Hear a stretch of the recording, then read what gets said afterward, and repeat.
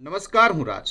આપ જોઈ રહ્યા છો સ્પાર્ક ટુડે ન્યૂઝ. વડોદરાના તરસાલી પ્રખંડ વિસ્તારમાં વિશ્વ હિન્દુ પરિષદ, બજરંગ દળ અને માતૃશક્તિ દુર્ગા વાહિની દ્વારા બાળકીઓ, યુવતીઓ અને મહિલાઓ માટે તલવારબાજીનું વિશેષ પ્રશિક્ષણ શિબિર યોજાઈ હતી. આ પ્રશિક્ષણનો મુખ્ય હેતુ મહિલાઓને આત્મરક્ષણ માટે સજ્જ બનાવવાનો હતો.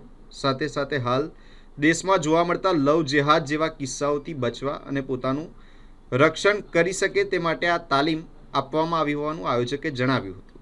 આ શિબિરમાં મોટી સંખ્યામાં યુવતીઓ, બાળકીઓ અને મહિલાઓએ ઉત્સાહપૂર્વક ભાગ લીધો હતો. તાલીમ પૂર્ણ થયા બાદ ભાગ લેનારાઓએ તલવારબાજીની કળાનું સુંદર અને આકર્ષક પ્રદર્શન પણ કર્યું હતું, જેને જોઈ ઉપસ્થિત લોકો આશ્ચર્યચકિત પણ થઈ ગયા હતા.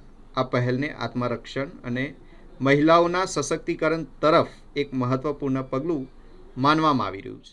બહેનોને જ્યારે કોઈ તકલીફ પડતી હોય છે તો એ ભાઈઓ પાસે, હિન્દુ સંગઠન પાસે મદદ માટે આવે છે અને ભાઈઓ, વિશ્વ હિન્દુ પરિષદ અને હિન્દુવાદી સંગઠનો હંમેશા એમની સાથે ઊભા રહે છે અને વિષયનું નિરાકરણ લાવે છે. પરંતુ હવે સમય બદલાઈ રહ્યો છે. બહેનો દ્વારા સ્વરક્ષણ, પોતાનું રક્ષણ પોતાના દ્વારા જ, એવો એક સરસ પ્રયાસ આજથી અહીંયા શરૂઆત થઈ રહી છે.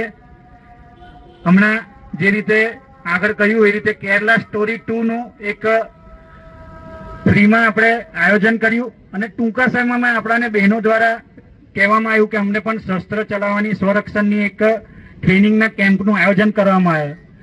વિશ્વ હિન્દુ પરિષદ ગુજરાતમાં કદાચ આ પહેલો પ્રયત્ન હશે કે તરસાલી પ્રખંડ દ્વારા આ આયોજન કરવામાં આવ્યું અને આપણા આ બહેનોને જે ખડગ એટલે કે તલવાર ચલાવવાનું જે માત્ર 6 દિવસના ટૂંકા સમયગાળામાં શીખવાડવામાં આવ્યું, એવા ચેતનભાઈનો પણ વિશ્વ હિન્દુ પરિષદ ખૂબ ખૂબ આભાર વ્યક્ત કરે છે.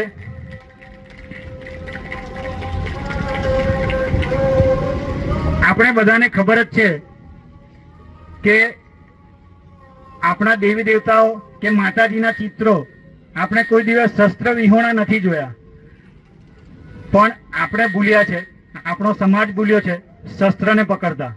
તો બહેનો પણ શસ્ત્ર ચલાવી શકે છે અને એ જ એક સમય ફરી લાવવાની, જૂનો સમય આપણાને યાદ હશે, ઝાંસીની રાણી, પદ્માવતીજી, આ બધા જ એવા આપણા જૂના સમયમાં એવા ચરિત્ર થઈ જ ગયા છે, જેને જ્યારે જરૂર પડી ત્યારે સમયને માન આપીને તે સમય માટે સમય આપ્યો છે.